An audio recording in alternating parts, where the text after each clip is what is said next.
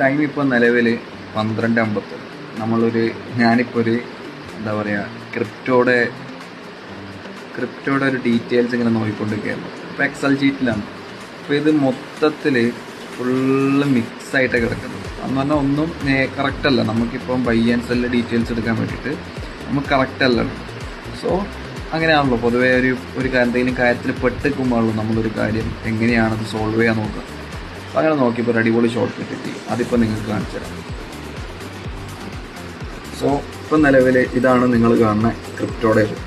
അപ്പോൾ ഇതിൽ എനിക്ക് സോർട്ട് ചെയ്തെടുക്കുക എന്ന് പറയുന്നത് കുറച്ച് ബുദ്ധിമുട്ടാണ്. ഇപ്പോൾ നമുക്ക് താഴത്തേക്ക് പോകുമ്പോൾ കാണാം ഇങ്ങനെ ബൈ ആൻഡ് സെല്ല്. ഇവിടെ ഇത് മൊത്തം സെയിൽ എടുക്കുകയാണെങ്കിൽ അതിപ്പോൾ ഞാൻ സെയിൽ രണ്ടും ടൈപ്പ് മാറ്റിയിട്ടതാണ്.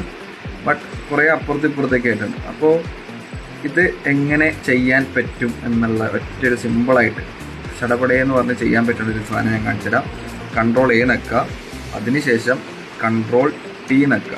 നക്കുമ്പോൾ ഇങ്ങനെ ഒരു പോപ്പപ്പ് എന്താവും, ഓപ്പൺ ആവും. അത് ഓക്കെ അടിക്കാം. വൺസ് ഓക്കെ അടിച്ചതിന് ശേഷം നിങ്ങൾക്ക് ഇവിടെ ഇൻസേർട്ട് സ്ലൈസർ എന്ന് പറഞ്ഞിട്ടുള്ളൊരു സാധനം കാണാം. അത് നക്കി കൊടുക്കാം. ഇൻസേർട്ട് സ്ലൈസർ വരുമ്പോൾ നമുക്കിവിടെ ഓരോ കോളത്തിൻ്റെ പേര് വെച്ചിട്ട് ഏതൊക്കെ വേണം, എങ്ങനെ നമുക്ക് സോർട്ട് ചെയ്തെടുക്കണം എന്നുള്ളൊരു ഹെഡ് വരും, ഒരു മെനു വരും. അപ്പോൾ അതിൽ നമുക്ക് വേണം ബൈ ഡീറ്റെയിൽ വേണം. കാരണം നമുക്ക് ഇവിടെ എന്ത് വേണം, ഓരോത്തിൻ്റെ പേര് കിട്ടണം, പേര് വെച്ചിട്ട് എടുക്കാൻ പറ്റണം. സോ ഞാൻ ബൈ ഡീറ്റെയിൽ ക്ലിക്ക് ചെയ്തു.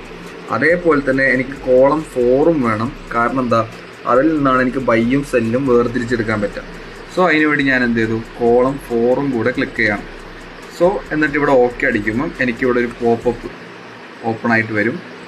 നമുക്ക് നോക്കാം. ഇതാണ് എനിക്ക് വന്ന പോപ്പപ്പ് എന്ന് പറയുന്നത്. 2 പോപ്പപ്പ് വന്നു. ഒന്ന് ബൈ ഡീറ്റെയിൽസിൻ്റെ പോപ്പപ്പും വന്നു. അതേപോലെ തന്നെ എനിക്കെന്ത് വന്നു, ബൈ ആണോ സെല്ലാണോ എന്നുള്ള രീതിക്കുള്ള ഒരു ഒന്നും കൂടി വന്നു. അപ്പോൾ ഞാനിപ്പോൾ ഇവിടെ ഞങ്ങൾക്കൊരു കാറ്റ്സ് എന്ന് പറഞ്ഞിട്ടുള്ളൊരു സാധനം അടിച്ചു. ഇവിടെ നോക്കാം. അതിലെനിക്ക് ബൈ മാത്രം മതി എന്നുണ്ടെങ്കിൽ ബൈ മാത്രം നോക്കി കൊടുക്കാം. ബൈ മാത്രം വന്നു. സോ എനിക്കിത് നല്ലൊരു യൂസ്ഫുൾ ട്രിക്കായിട്ട് ഫീൽ ചെയ്തു. ഇപ്പോൾ നിങ്ങൾക്കും ഇതേപോലെ എന്താ പറയുക, ക്യാപിൽ ഗെയിം നോക്കുമ്പോൾ ആയിക്കോട്ടെ, അല്ലെങ്കിൽ വീഡിയോയുടെ നമ്മുടെ ക്രിപ്റ്റോടൊക്കെ എക്സൽ റെഡിയാക്കുമ്പോൾ ഇങ്ങനെ എന്തെങ്കിലും ഒരു ഇതിൽ പെട്ട് കിടക്കുകയാണെങ്കിൽ യൂസ് സ്ലൈസർ. അത് അടിപൊളിയാണ്. Ctrl T, പിന്നെ സൈഡിൽ Ctrl A നക്കാം. ഏതാണ് നമുക്ക് ആവശ്യം അത് മൊത്തം സെലക്ട് ചെയ്യാം. Ctrl A എനിക്കിപ്പോൾ മൊത്തത്തിൽ ആവശ്യമുള്ളതുകൊണ്ടാണ്.